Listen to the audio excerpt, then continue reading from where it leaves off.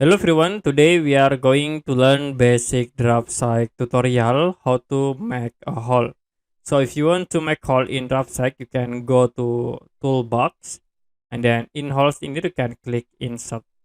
Now there are insert option in toolbox holes. Okay, you can use counter bore, counter sinks, through holes, tab or slot.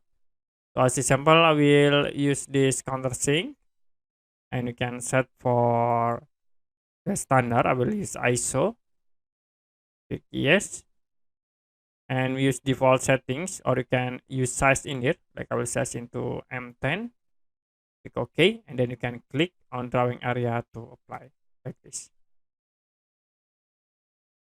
Okay, to insert again, you can click insert menu in the hole, and then you can set for the hole type. I will use counter bore or through hole.